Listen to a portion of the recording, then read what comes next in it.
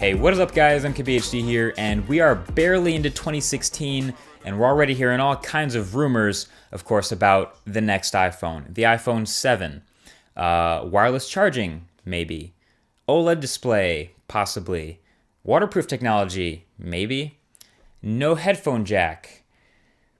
Yeah, no headphone jack in the iPhone 7. The 3.5mm audio jack is one of the oldest I/O ports that's still around. Like, you don't see Ethernet that much anymore, you don't see Firewire anymore, you don't see VGA anymore. They used to be everywhere, but every single device that's come out in the last couple years still has that audio jack. It's kind of like the grandfather of legacy I/O. All its older relatives have died, Firewire's dead, but they've all been replaced by digital ports, so HDMI, Thunderbolt, USB Type-C, but everything still has that audio jack. The iPhone has always been a struggle of fitting as much stuff as possible in as compact of a space as possible. It's not even really about thinness. The iPod Touch is already like 10% thinner than the iPhone, and it has an audio jack still. It's not about the thinness, but there's just so much stuff packed into an iPhone. So this battle to fit more and more stuff into the iPhone every year has of course come with its sacrifices. You probably all remember the 30-pin connector that every iPod and iPhone user had.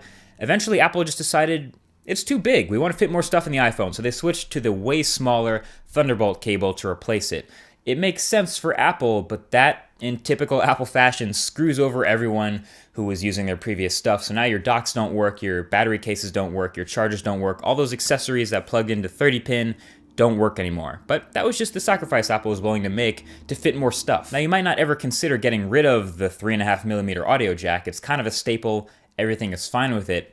But when you consider how much space it actually takes up inside the chassis, it actually takes up a lot, and it's a big port, so at that level, a couple of millimeters can be pretty important. So, Apple's logical solution seems to point to iPhone 7, just get rid of the audio jack. And if you still want to plug in headphones, you have to do that through the Lightning port. Now, okay, this seems insane, because it kind of is, but at least we can understand it a little from Apple's perspective. And also, there is also like tiny advantages to using Lightning for audio, because it's a digital port, so Apple could toss in some little software features here and there into the OS. You could have minor things like your music app opening the second you plug your headphones in, and Lightning headphones could talk back to your iPhone, maybe setting a certain EQ as soon as they're plugged in. You could have noise-canceling headphones that, instead of using their own battery, taps into the iPhone's power via Lightning, kind of the same way the Apple Pencil taps into the iPad Pro for battery. So in Apple's minds, it makes sense to just kill off the big old auxiliary port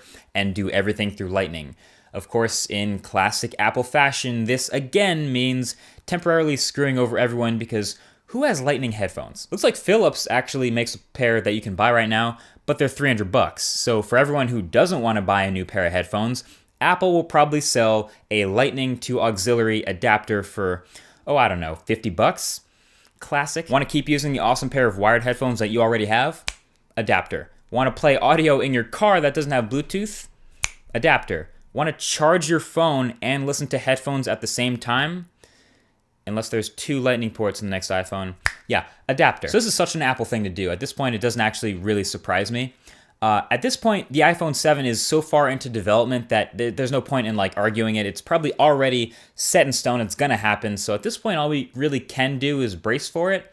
But also think about it. People got mad when Apple got rid of the floppy drives in the first iMac, but then we got used to it. People got mad when Apple got rid of the CD drive, then we got used to it. People got mad when Apple got rid of Firewire in their high-end machines, then we got used to it. People got mad when Apple got rid of the 30-pin connector in favor of Lightning in the iPhone, and then we got used to it. So people are going to get mad if/when Apple gets rid of the audio jack in their iPhone, but they'll get used to it. If I had the choice, obviously, I would have the next iPhone be a full 3mm thicker. It would keep the audio jack, it would have a bigger battery, it would have bigger speakers, etc. But, you know, that's not up to me. And I'm not the only one who thinks this too. Plenty of people have had this idea, but there's been this trend going towards thinner phones, and that's just the way Apple does things. It's just kind of funny that the company that brought us the iPod might be the first to get rid of the audio jack. Something to think about. Thanks for watching, and I'll talk to you guys in the next one. Peace.